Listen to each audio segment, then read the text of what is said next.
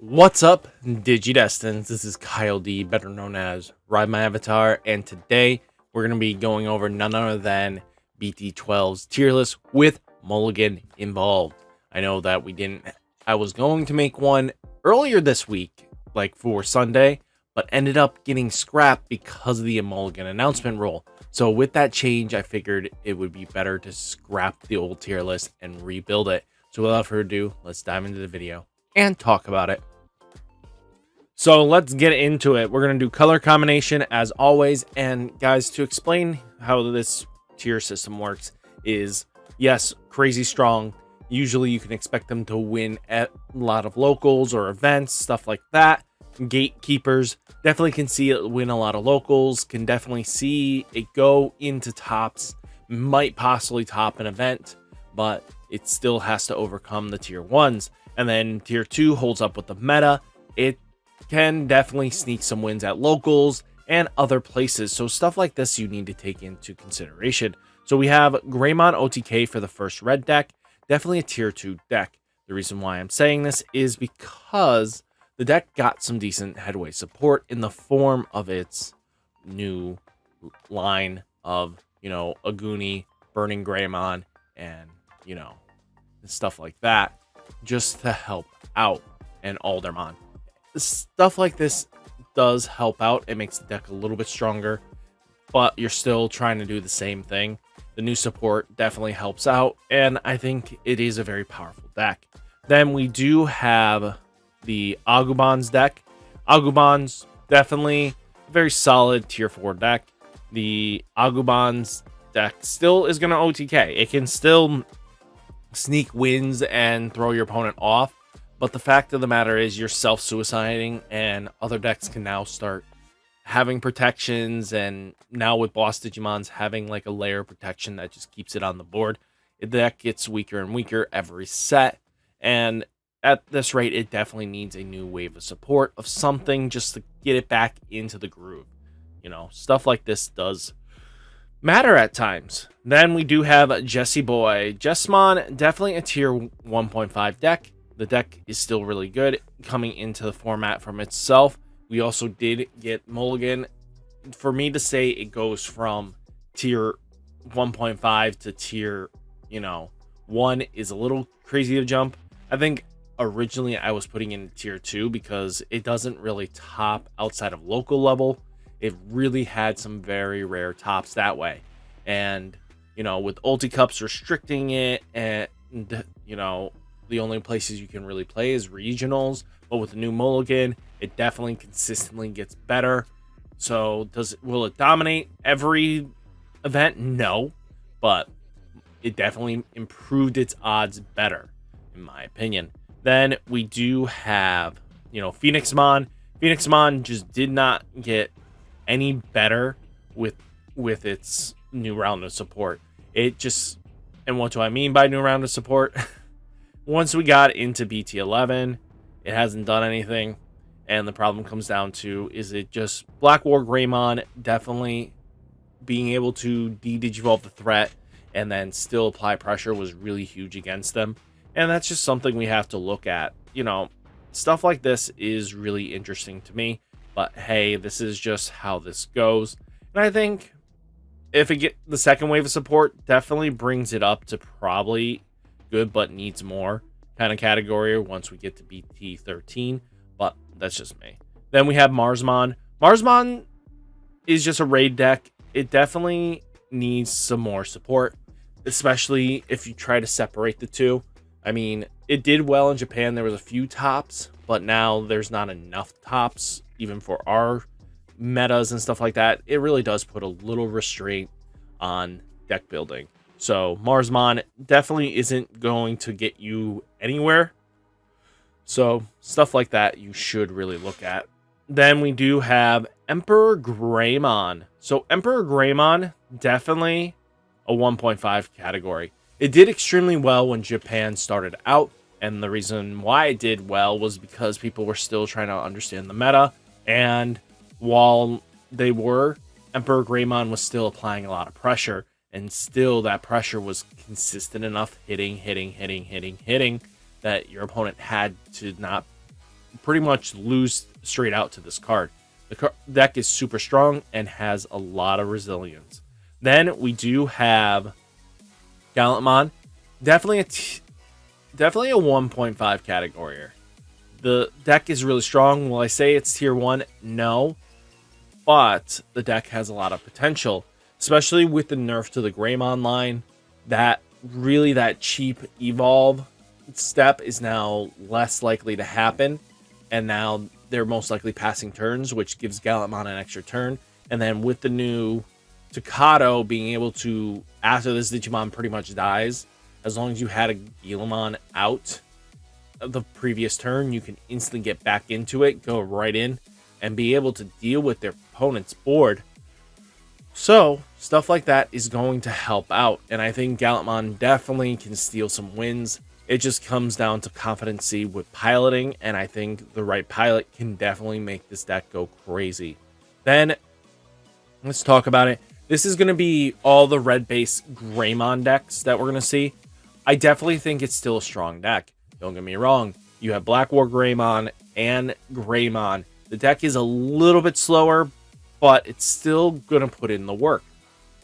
I think it's going to be bottom tier 1. It's going to be the last deck in our tier 1 category, just because it's just a good deck, but it is a lot. It's slowed down quite a bit, but the new wave of support speeds it up just a little bit, being able to have your 3 costs, your raid mechanic, and across the board, red base is always going to see something, and that really does come into keys. The protection is kind of gone through a one-shot protection, which the deck only really needed one shot. They'll switch over to Greymon, and that's about it. Greymon X Antibody, the original BT-9 version. But hey, this is just what comes with the territory. I think it's still a strong deck. It's still got potential. It's still going to do plays. It's going to do some crazy shenanigans. I don't think the deck's completely out of the water from tier 1. I think it still holds its own. It's going to still apply pressure.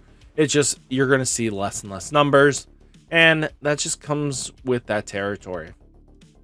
And then, outside of that, there are some other decks we can talk about in the red category, if I remember correctly.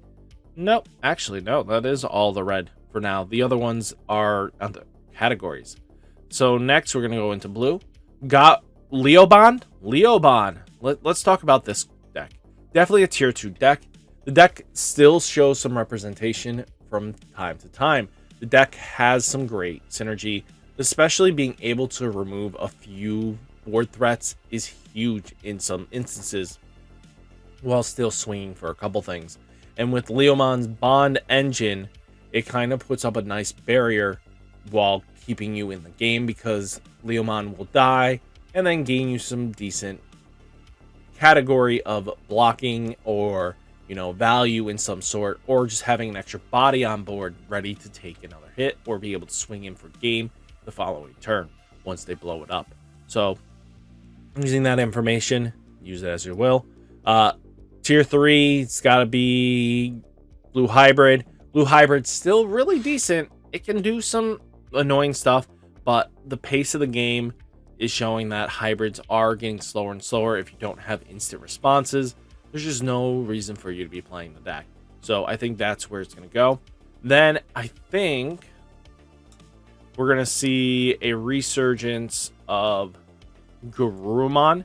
Not like it's going to go, it was going anywhere, but with how the matchups have slimmed down in pace with Black War Greymon, X kind of just now going to be phasing out. The Greymon tribal decks can do stuff, don't get me wrong, but they are a little bit slower than the Garurumon now. If they don't have the setup before the Garurumon deck, they're kind of going to be in a bad spot. Garurumon can multi-attack, can bounce, stuff like that. I mean, you do have the battle protection in War Greymon, but because now you don't have that leeway of evolve for 2 or 1 scenario that really relates to where Garurumon wants to OTK from, you're going to be struggling a little bit. The deck's going to go neck and neck. I think the deck's fine, especially with the new mulligan. It gets a little bit better. I mean, being able to shuffle in and take, get a new hand sometimes is really good value for this deck, and it's going to see where that goes in the long game. Armors are quite decent. I think they're still a tier 2 deck. They can definitely apply pressure. They can definitely do what they need to, and that's what you want to do with armors for sure. Then you do have the blue flare. To be honest with you, blue flare is definitely a strong deck. It definitely holds up with the gatekeepers and keeps the tier 2 at bay at times. But once they get EX4 though, definitely think it's going to move to tier 1. Just have how consistent its tops were, everything like that. So stuff like this is good information. Then we have Mirage Gauga. For now, tier 2. It can definitely do some crazy shenanigans. People are putting Leomon engines in it just to do the one top end. But, you know, EX2, then EX4, then going into, you know, BT-13. This deck goes from here to definitely probably top 1.5 to tier 1 just because of how strong it is. That burst mode is really useful and what the deck actually quite needed. Then we do have in All Force. All Force definitely got that needed support that it needed. For player base, it might just become down to preference. It is a very much skill-based deck. And when it comes down to skill, sometimes players do not want to have that critical thinking for all the rounds. And that's why some decks don't really see much play, is because a lot of them are mathematic thinking and very much strategic while you're playing. And All Force is one of those decks. It's not a cookie cutter straight strategy. And if your opponent, and it still has its weaknesses, don't get me wrong. It is if you miss a piece, you're kind of in a bad spot. But now with the 2 top end boss Digimons of All Force X Antibody and All Force, now you have at least 2 ways of getting Arena going live sooner. And, you know, you get at least even if you go All Force 1 and then, you know, this new All Force that lets you bounce something. So the X Antibody, now you get 2 shots at bouncing, which was really what helped in the black, you know, the War Greymon matchup, which does help out here. So the blocker evade is going to help out too, but we'll have to see where everything goes at the end of the day.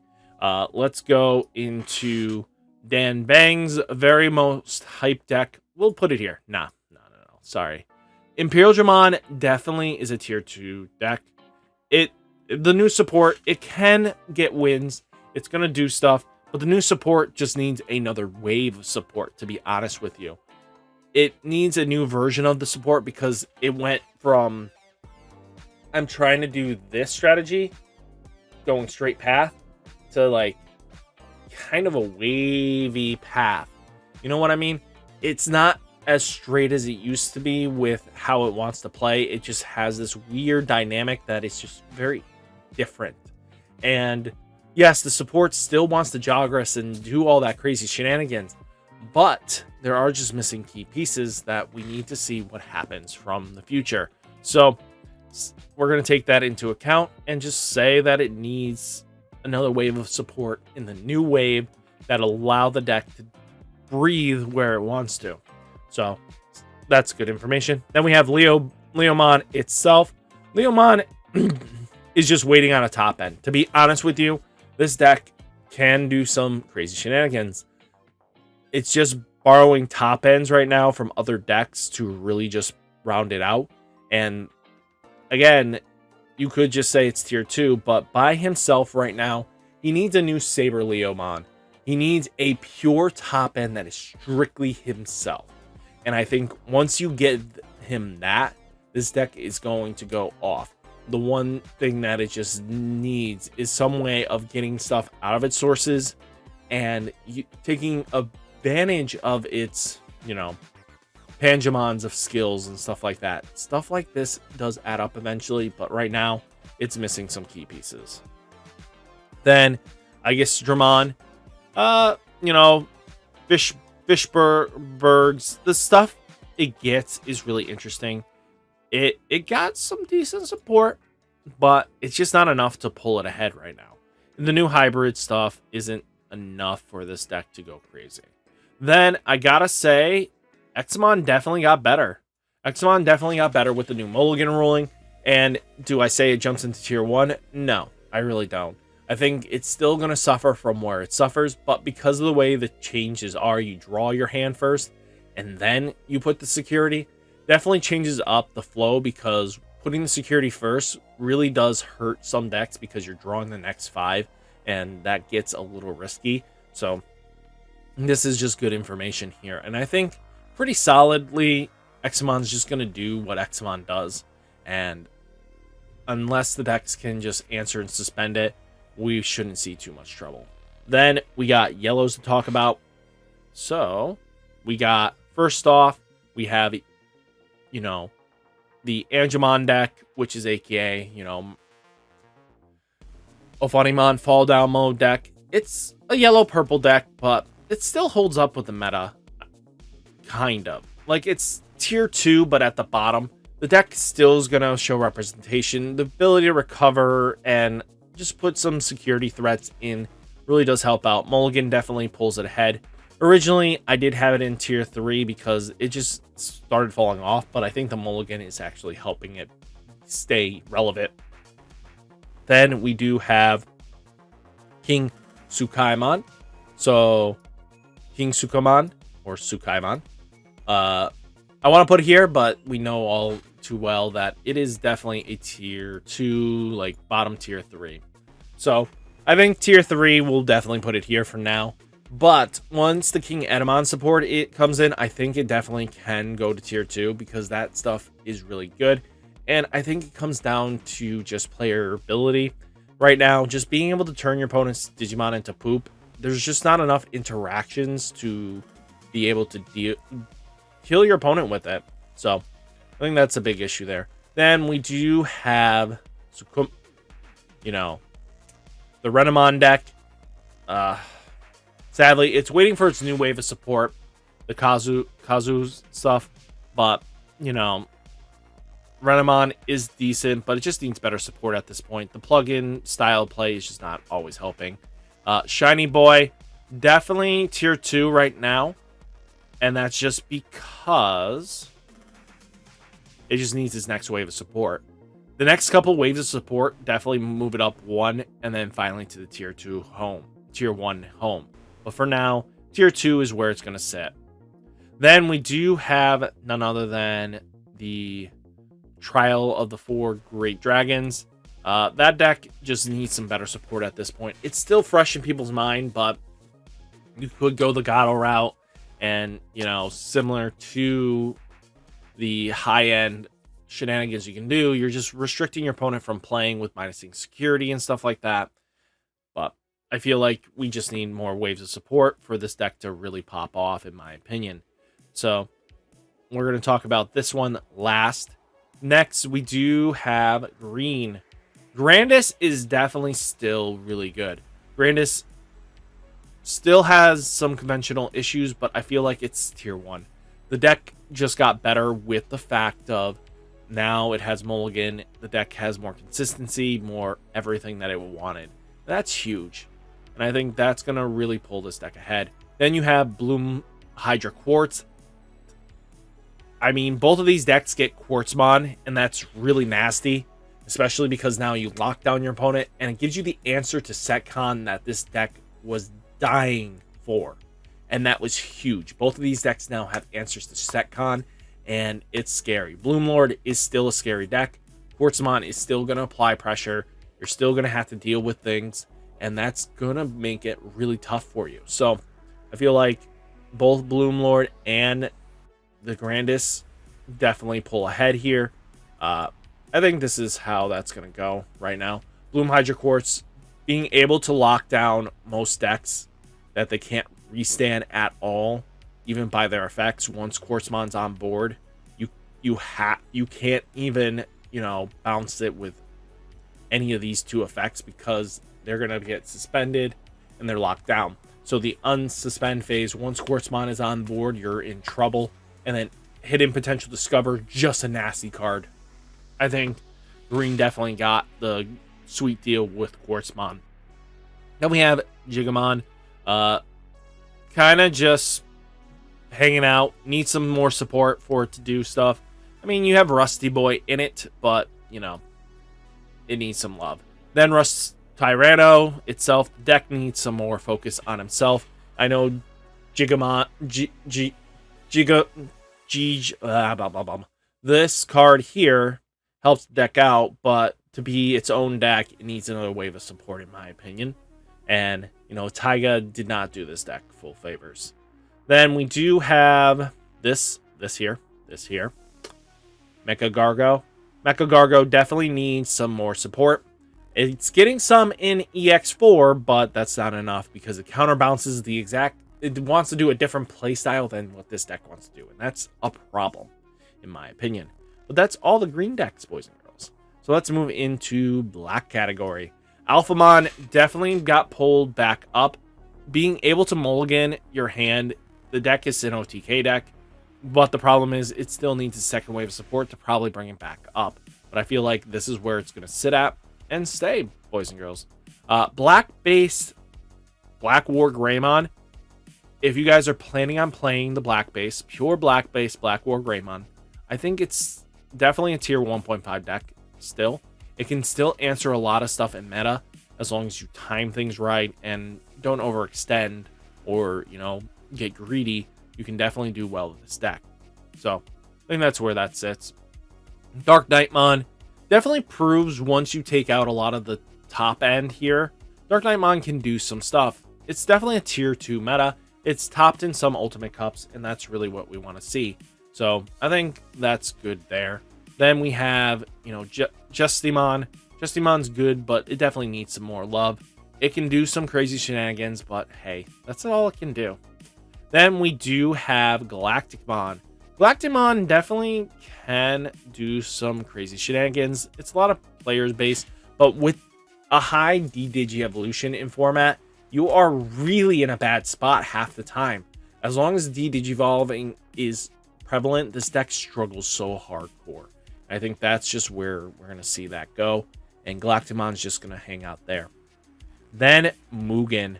Mugen's definitely pretty solid, actually, going forwards. It definitely was a 1.5 deck, but I feel like it's tier 1 material now. Definitely with, you know, Chaosdramon X, it just gives it everything it needed for sure. Then we have Bagra. Bagra just needs better support. It can do some crazy shenanigans with Kaiser Nail and stuff like that, but it's just not worth it here. Not at all.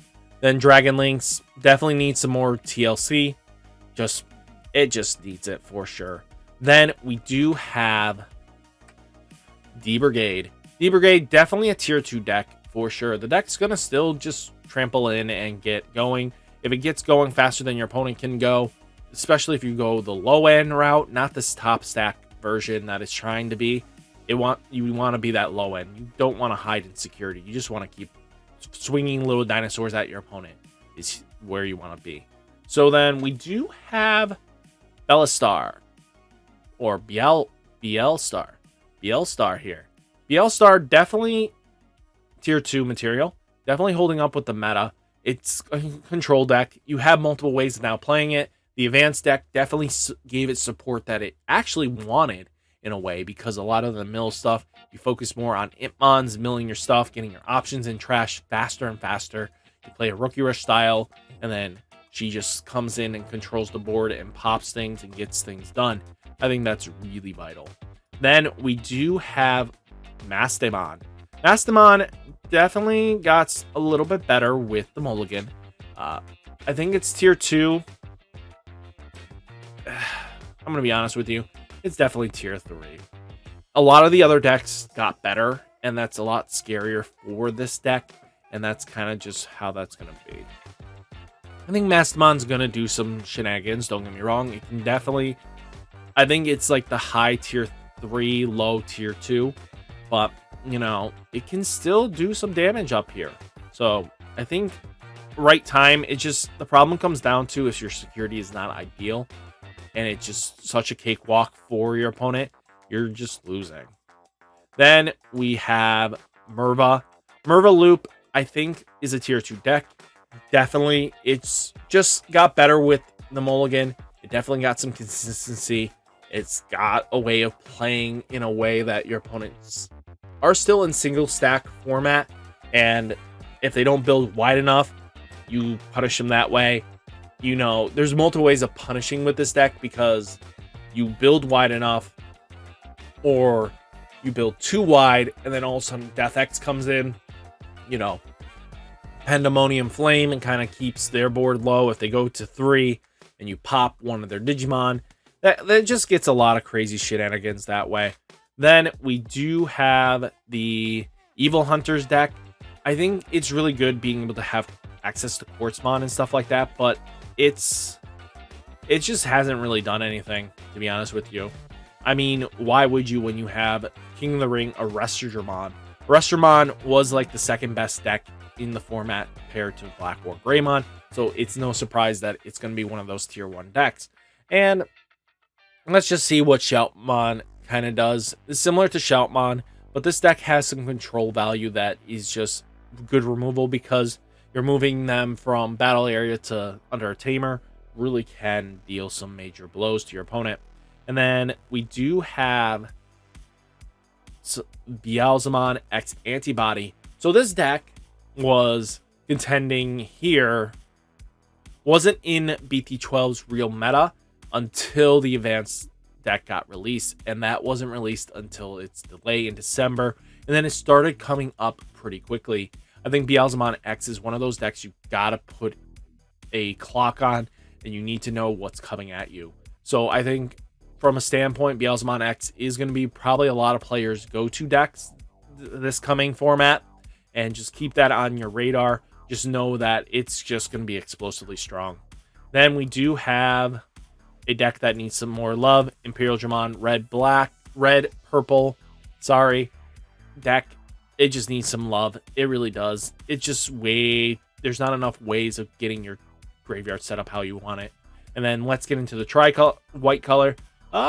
D-Reaper, good, but needs some more love, to be honest with you. There's just too much answering in this format in a way that your opponent just doesn't want to. And, you know, Restormon now being able to get your Gatekeeper underneath a Digimon if needed to. If even worst case, Bloom Hydra Quartz locks down your full board. You know, they swing, they're just removing all your security stacks, and then your whole board is locked down. You're not going to be able to do anything, because nothing you can do, even if you hard play something, eventually it's going to get rested and just stay down. Then we do have Setcon. Setcon definitely is still a good deck. I think it's 1.5 high end, just because Setcon definitely improves with the mulligan rule.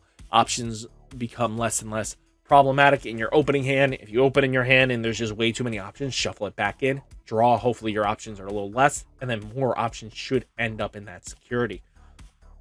So that change in format of the mulligan really did do some decent work there. Then Crossheart, definitely tier 2 material.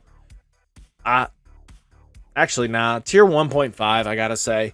Just because the rest of the decks just don't care what Crossheart does at all, because they're going a little bit faster than Crossheart, or they'll just, you know, keep pace with Crossheart.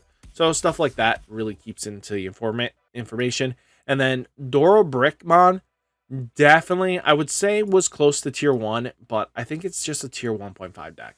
Just pretty solid there. And across the board, I think this is pretty decent with the mulligan rule in place, and I think this is going to change up here. A lot of work goes into this thought process, and it's just not like some random BS I'm trying to throw at you. Mulligan definitely improves a lot of decks, definitely makes a lot of stronger decks even stronger, but we'll have to see how the meta shapes up and ends up being. So guys, what did you think of this video? Let me know down in the comments. Hit that like button, hit that subscribe button, stay safe, stay healthy, and I'll catch you in the next one. Peace!